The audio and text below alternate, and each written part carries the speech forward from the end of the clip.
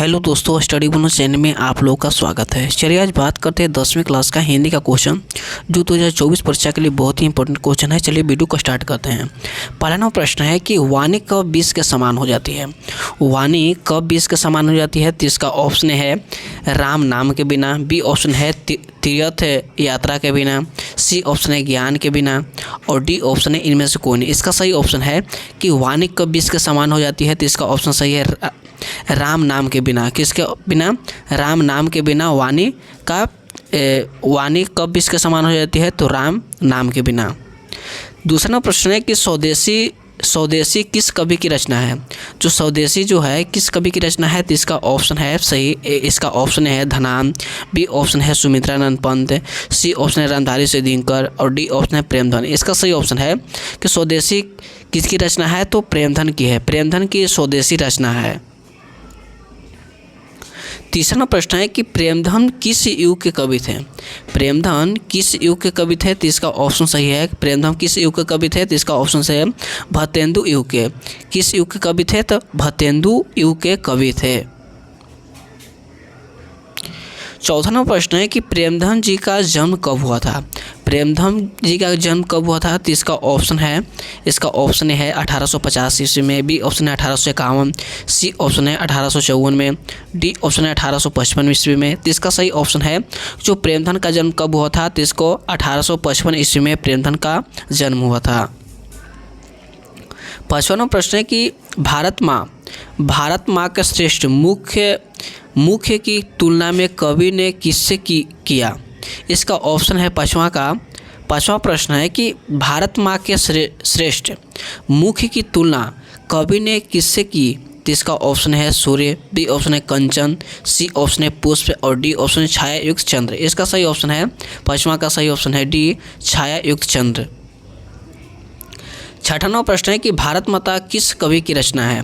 भारत माता किस कवि की रचना है? तो इसका ऑप्शन है रामधारी सिंह दिनकर, बी ऑप्शन है प्रेमधन, सी ऑप्शन सुमित्रानंद पंत और डी ऑप्शन है कुंवर नारायण। इसका सही ऑप्शन है छठा का कि भारत माता किस कवि की रचना है। तो इसका ऑप्शन सही है सुमित्रानंद पंत की रचना है। सातवां प्रश्न है कि भारत माता का अंचल कैसा है। जो भारत माता का जो आंचल है कैसा है? तो इसका ऑप्शन है नीला, बी ऑप्शन है लाल, सी ऑप्शन है गीला और डी ऑप्शन है धूल भरा। इसका सही ऑप्शन है कि भारत माता का आंचल कैसा है? तो धूल भरा है। क्या है इसका सही ऑप्शन? सातवां का डी धूल भरा है। आठवां प्रश्न है कि सुमित्रानंद पंत ने मिट्टी की प्रतिमा उदासीन किसे कहा था। तो इसका ऑप्शन सही है आठवां का जो मिट्टी का प्रतिमा उदासीन किसे कहा। तो भारत माता को कहा। किसको कहा? भारत माता को। नवाना प्रश्न है कि सुमित्रानंद पंत का जन्म कब हुआ था। सुमित्रानंद पंत का जन्म कब हुआ था? तो इसका ऑप्शन है 1899 ईस्वी में, बी ऑप्शन है 1900 ईस्वी में, सी ऑप्शन है 1901 ईस्वी में और डी ऑप्शन है 1902 ईस्वी में। इसका सही ऑप्शन है कि सुमित्रानंद पंत का जन्म कब हुआ था। तो 1900 ईस्वी में सुमित्रानंद पंत का जन्म हुआ था। 10वां प्रश्न है अग्नेय का जन्म कब हुआ। अग्नेय का जन्म कब हुआ? तो इसका ऑप्शन है 1910 ईस्वी में, बी ऑप्शन है 1911 में, सी ऑप्शन 1912 और डी ऑप्शन है 1913 में। इसका सही ऑप्शन है अग्नेय का जन्म कब हुआ था। तो 1911 ईस्वी में अग्नेय का जन्म हुआ था। 11वां प्रश्न है कि हिरोशिमा के कवि कौन है।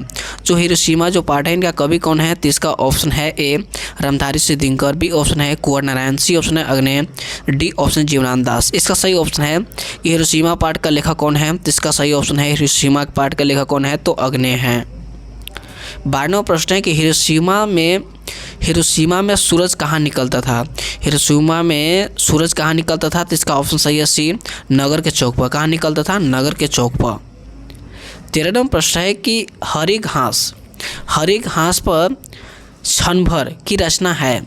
हरी घास पर क्षण भर की रचना किसका है? तो इसका ऑप्शन है बीरेन डंगवाल, सी ऑप्शन है अग्नेय, डी ऑप्शन है सी ऑप्शन है अनामिका और डी ऑप्शन जीवनानंद दास। इसका सही ऑप्शन है कि हरी घास पर क्षण भर की रचना किनकी है। तो इसका सही ऑप्शन है अग्नेय का है। किसकी है? अग्नेय का।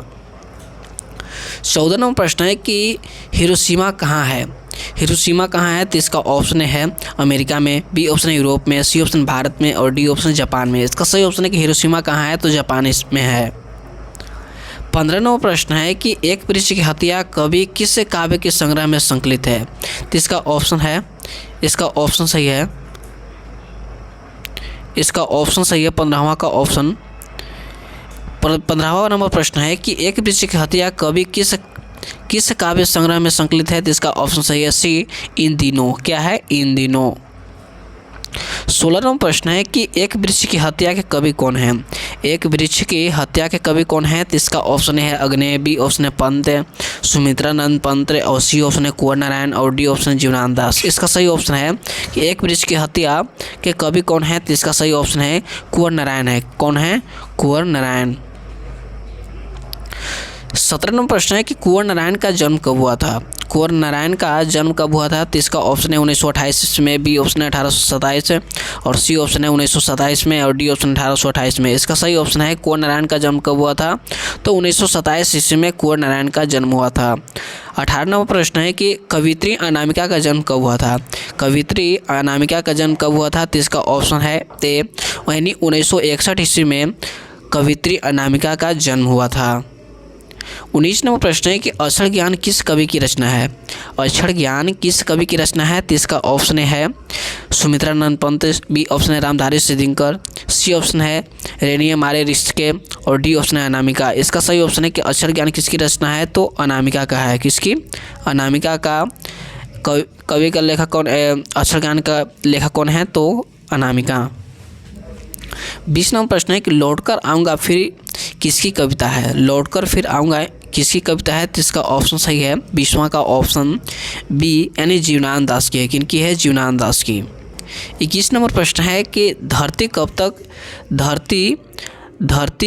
तक घूमेगी कहानीकार कौन है? धरती कब तक घूमेगी कहानीकार कौन है? तो इसका ऑप्शन है सही सावरदैया। कौन है? सावरदैया।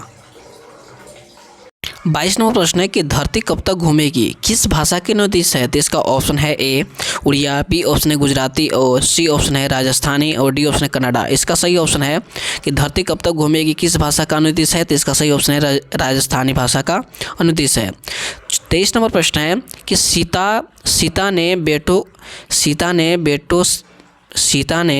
बेटों ने सीता को कितने रुपए महामारी खर्च दिया? तो इसका ऑप्शन है 50 रुपये, बी ऑप्शन 75 रुपये, सी ऑप्शन 100 रुपये, और डी ऑप्शन है 60 रुपये। इसका सही ऑप्शन है 50 रुपये दिए थे। 24वां प्रश्न है कि सीता को अपने घर में कैसा महसूस होता था? सीता को अपने घर में कैसा महसूस होता था? तो इसका ऑप्शन है घुटन, बी ऑप्शन है आनंद, और सी ऑप्शन है खुशी, और डी ऑप्शन है सुख। इसका सही ऑप्शन है कि 24 का सही ऑप्शन है ए, घुटन महसूस होता था। 25वां प्रश्न है कि धरती कब तक घूमेगी कहानी का प्रमुख पात्र कौन है?